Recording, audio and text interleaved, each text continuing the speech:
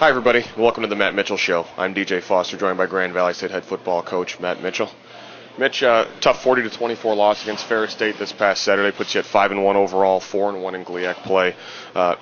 You jumped out to a 17-0 lead early in the first quarter. Ferris bounced back to tied at 17, and then a Kirk Spencer touchdown run put you up 24-20 at halftime. What did you think about the first half? Obviously, you came out strong, and then were able to weather a little bit of a Ferris storm and take a lead into the half. Yeah, I felt, we felt good about the turnovers that we were able to force and give our offense some field position, which I thought was critical. At the same time, we missed some opportunities. We had a chance to punch another touchdown in and get it to 21-0. Sure. And we had to set a little bit for a field goal. So missed opportunity in the red zone, and then defensively, I thought we did a good job kind of early on, but then they started running our quarterback a little bit more.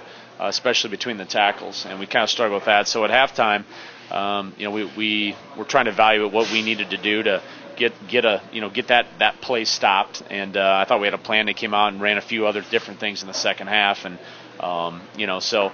At halftime, we really talked about we need to get a stop, and our offense got to get the ball back and see if we get the thing back to a 2-score lead. Unfortunately, we went completely the other way. We gave up a long touchdown run, and our offense got the ball back. They went 3 and out.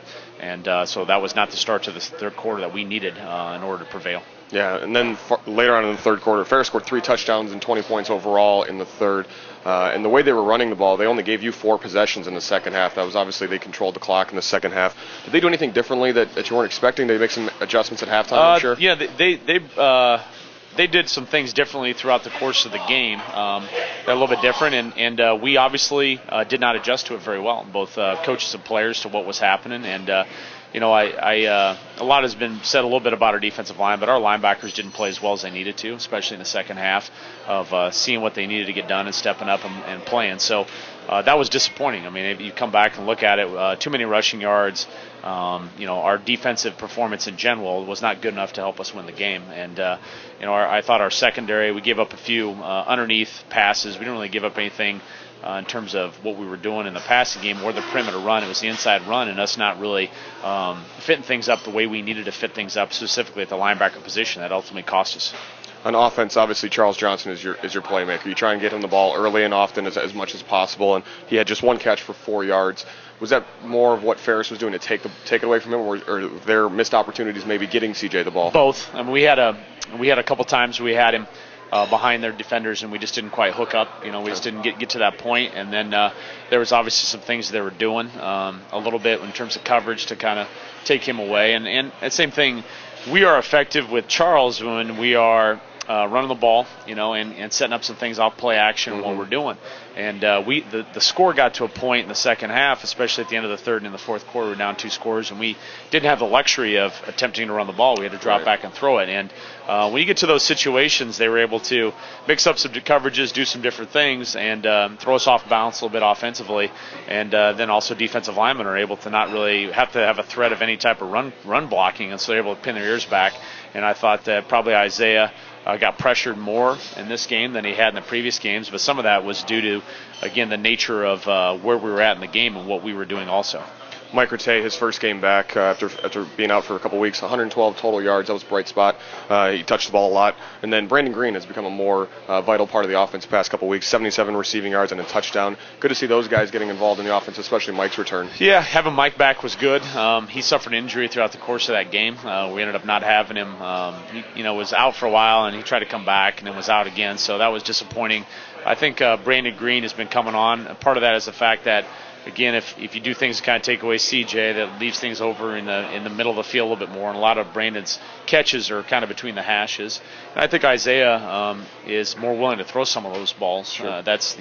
He likes the middle of the field a little bit with some of his passing game, so I think that has helped him too. So, a combination of factors why Brandon's gotten a little bit more involved. He's a talented kid, and he's got to continue to be a playmaker for us as the season continues to progress.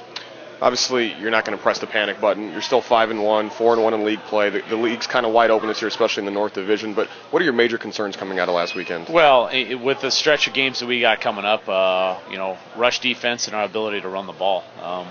We're going to get ready to face some teams that do a good job running the ball, and we can't continue to give up this many yards rushing, and we can't continue to give up this many points and hope to continue to win games. So we got to get things shored up defensively, and I think there's a combination of factors that lead to that. We've got to do a better job coaching. Our players got to play better. We've got to get some guys that have been injured back in the mix and get them in the spots where they need to be. I mean, on Saturday we had quite a few guys playing some different positions. Reggie Williams was playing a nickel and not a corner, and Ed Horling was playing linebacker, and we had some guys playing some positions that we got to get back to having guys playing positions that they've taken a lot of reps that are comfortable at. And we got to obviously get better on the defensive side of the ball, and it's got to happen in a hurry here. Head up to Marquette this weekend to take on the Wildcats of Northern Michigan. It's 1 o'clock this Saturday. They're 1-5 overall, 0-5 in GLIAC, but they've lost 4 games in a row, and most of them haven't even been that close. So obviously this looks on paper like a game you should win, but what do you know about the Wildcats, and what's it going to take for you to get back on track? Yeah, I mean, offensively, they're starting a redshirt freshman quarterback, and like any time you start a quarterback, he struggled at times. And so Prince Young, their senior tailback, is a guy that has been their most productive player, most consistent player, and so I'm sure we're going to have to do a good job of stopping the run. They have a big physical offensive line, so I don't expect them to sit back and throw the ball with a freshman quarterback 60 times. So we've got to do a good job that way.